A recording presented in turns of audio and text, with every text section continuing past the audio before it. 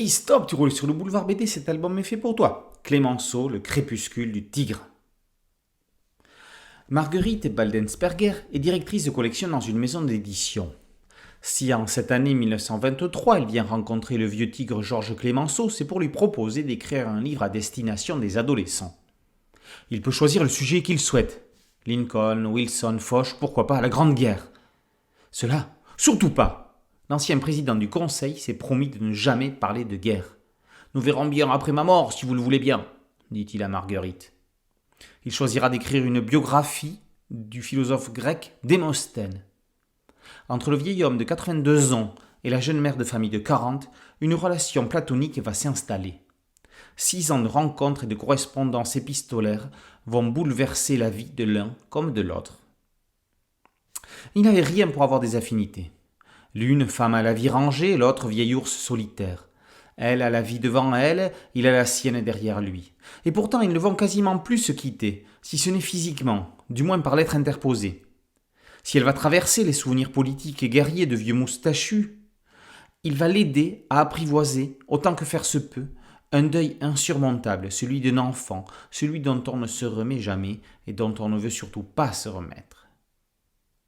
Le père Lavictoire lui déclare « Je vous aiderai à vivre et vous m'aiderez à mourir.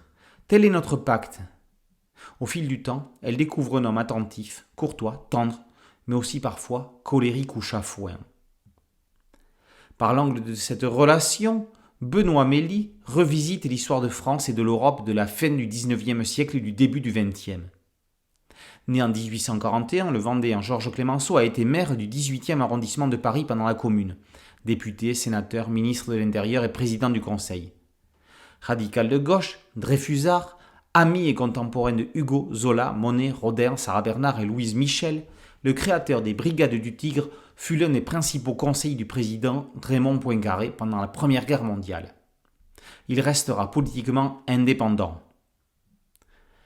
Épouse d'un professeur de littérature de la Sorbonne, Marguerite Baldensperger aura gardé les 668 lettres écrites par Clémenceau. Son fils Pierre éditera ses Lettres à une amie en 1970. Benoît Mély, responsable des affiches et bandes-annonces chez Gaumont, signe son premier album dans un graphisme légèrement charbonneux et des tons bleu-brun doux. Il laisse ses personnages exprimer leurs sentiments dans un respect mutuel. Le scénario est fluide, précis, mais jamais didactique. Quand un tigre, ayant combattu toute sa vie, rencontre une rose blessée, ça donne un biopic émouvant. Ce crépuscule est l'aube de la carrière d'un auteur prometteur. Clémenceau, le crépuscule du tigre, par Benoît Mély, est paru aux éditions des Ronds dans l'eau. Boulevard BD, c'est un site dédié, un podcast audio et une chaîne YouTube. Merci de liker, de partager et de vous abonner. A très bientôt sur Boulevard BD. Ciao.